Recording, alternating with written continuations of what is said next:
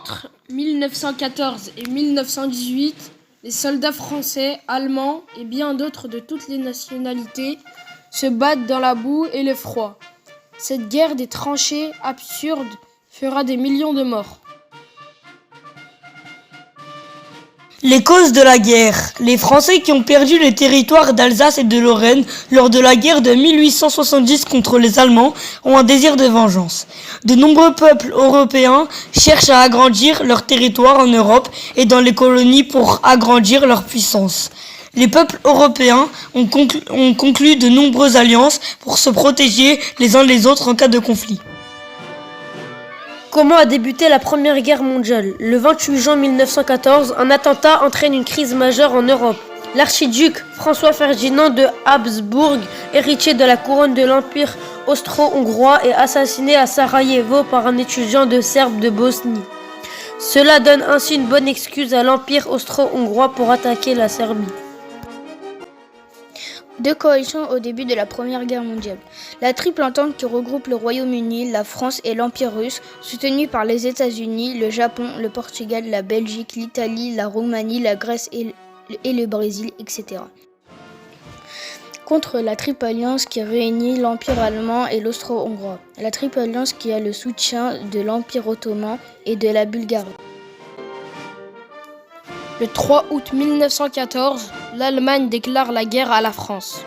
Le 4 août 1914, l'Allemagne entre en Belgique. Les dirigeants allemands ne se soucient pas de la Belgique, un pays neutre. L'Angleterre, qui s'était tenue à l'écart, ne tolère pas l'invasion de la Belgique. Le jour même, l'Angleterre déclare donc à son tour la guerre à l'Allemagne. Du 14 au 24 août 1914, les batailles des frontières, avec au moins 25 000 morts du côté français. Le 22 août 1914 est la journée la plus meurtrière de toute l'histoire militaire de la France. La première bataille de la Marne se déroule du 5 au 12 septembre 1914 et fait 250 000 morts.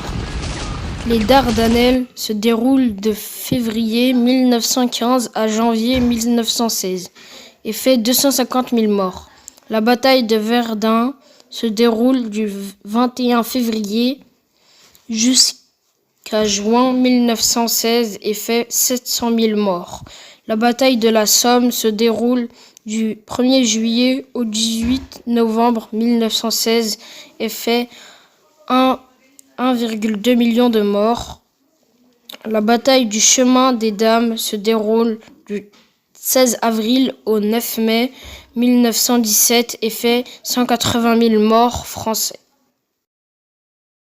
La deuxième bataille de la Marne se déroule à partir du 18 juillet 1918 et fait 200 000 morts.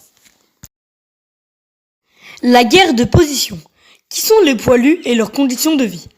Durant la Première Guerre mondiale, les soldats français sont surnommés les poilus, en référence à l'expression ancienne « avoir du poil » qui signifie « avoir du courage ». À partir de novembre 1914, les armées n'arrivant à percer ni d'un côté ni de l'autre, les soldats établirent des tranchées sur une longueur de 700 km. Ils se cachaient dedans pour éviter d'être repérés par les ennemis allemands. La vie y est difficile. Les soldats restaient jour et nuit à 3 mètres de profondeur, sans eau ni électricité, à attendre l'ennemi dans la boue, la pluie, le froid, les rats, les poux et l'odeur des cadavres. Comment s'est terminée la Première Guerre mondiale ? Les États-Unis entrent en guerre en 1917 sur le front ouest du côté de la France. La Russie cesse les combats contre l'Allemagne et l'Autriche-Hongrie sur le front est. En 1918, des offensives allemandes à l'ouest échouent tandis que les puissances de l'entente font une percée. L'Allemagne, à son tour secouée par la Révolution, demande l'armistice qui sera signé le 11 novembre 1918. À retomber. La victoire des Alliés entraîne le démantèlement des empires et la création de nouveaux États. La France récupère les territoires d'Alsace et de Lorraine. L'Empire austro-hongrois est démantelé pour créer l'Autriche et la Hongrie. Le reste de ces territoires forment les nouveaux pays. La Yougoslavie, la Tchécoslovaquie, la Pologne.